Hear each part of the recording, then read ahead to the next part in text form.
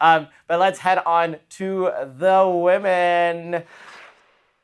Taking top spot, golden again. It's Japan's Mone Chiba, who staves off USA's triple axel wielding Amber Glenn, whom took silver, and the effervescent Rino Matsuike ends her Grand Prix season with the bronze. Kaetlyn, Mone Chiba seemingly couldn't put a step wrong if she wanted to. Her one mistake in this whole event was a pair of three turns out of her opening combo in that Donna Summer short program.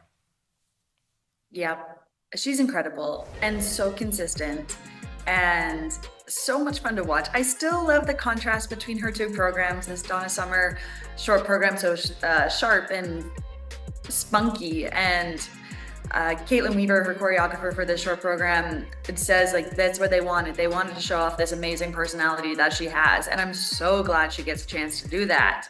And then the free program is the complete opposite. So powerful, so magical, and so much attention to detail. I love jumps. I do love the jumps in skating, but really, it's not my favorite part. My favorite part is a combination of everything. I need to see the performance to go with the jumps, but everything's so solid, so much speed, the skating skills. Yeah, the jumps are textbook.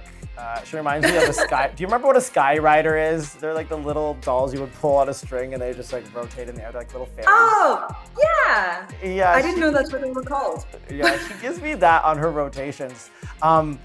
I would say that she does have really strong skating skills, but I find that she can emote more, especially for a Romeo and Juliet program. I am a fan of this one, but I'm a little harder on it. I think if you're gonna tell the story, tell the story. But that's me nitpicking. She won this event. She doesn't need my opinion, but so good. And again, she qualifies in top spot.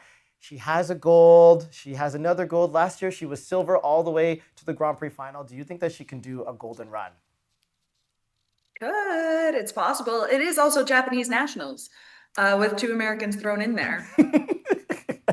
They got left on the plane and they had to be like, hey, could we do it as a stand-in for our nationals? Yeah, and it is in Japan. So I am so excited to watch this event. I think it's going to be absolutely wild. Yeah, it's going to be a lot of triple axels. But before we move on, let's talk about Amber Glenn, who had to compete with a root canal, or had a root canal, sinusitis.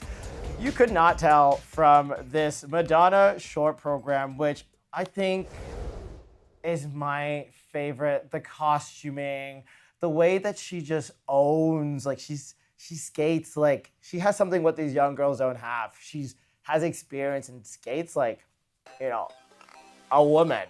And she just really gives it. Of course, that triple axel is absolutely insane. What root canal?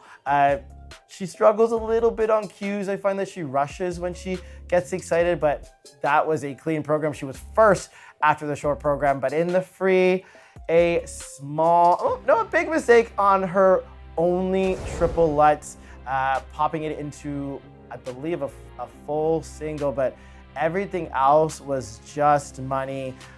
Those 4 points between her and Mone Chiba were clearly from that triple Lutz, but she is so good. We love her. We love her so much, and we always just want the best. She's fantastic, and like you said, there's a maturity around her that a lot of skaters just don't have because one, they're young, and there's so many pieces of music that we choose to skate to in figure skating that have mature themes. And if you just haven't had that lived experience or have had things happen to you in your life yet, it makes it harder to portray it because you don't have those feelings in you yet. But Amber is incredible, and I feel like she's getting stronger each time. I've seen her in the past when a big mistake happens in the program and everything just either crumbles or she's able to hold on to everything, but the energy is really lacking. I found the energy didn't lack as much. She said in an interview that she felt like she was, that the antibiotics that she was on just wasn't giving her the freedom to be as energized as she could be. But it wasn't as obvious as I've seen it in the past. And I think that's just huge kudos to her mental training that she's been doing.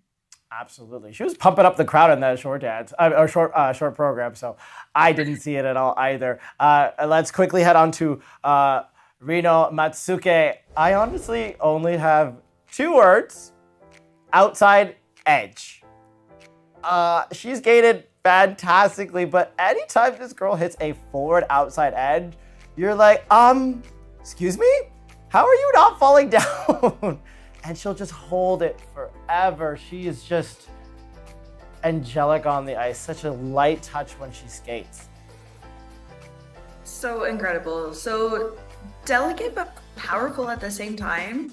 And again, you can see the attention to detail, the stretch even just on spins and up into the air, getting her ankles nice and tight together. Of course, there were a few rotation errors, but that seems to be pretty common this season and in past seasons in the women's event, is that rotations are hard, and especially halfway through the program, it starts to dwindle a little bit more. Yeah, some people got some really hard calls. I feel like Brady Tanal got like 7 Qs when I was looking. Yeah. I looked at the sheet and I was like, oh boy, we don't want that many extra words put onto a sheet. Like, qua. What's happening? But let's talk about a Canadian. Sorry. No worries. Don't leave it to question. Just rotate them. Squeeze harder. Jump higher. Jump higher. Rotate faster. Do all the things that you don't want to do anymore, but do it. Yeah. Kidding, just do it. Maline Skizes of Canada finally delivers the skate that she needed to keep her in the conversation for Canada's lone Olympic woman spot. Her short program, she brought back the Lion King. She was recommended by Skate Canada to change it back and bring it back here. She doesn't know if she'll be able to get the rights for it for the Olympics, but my goodness, did she deliver. I've never seen her skate.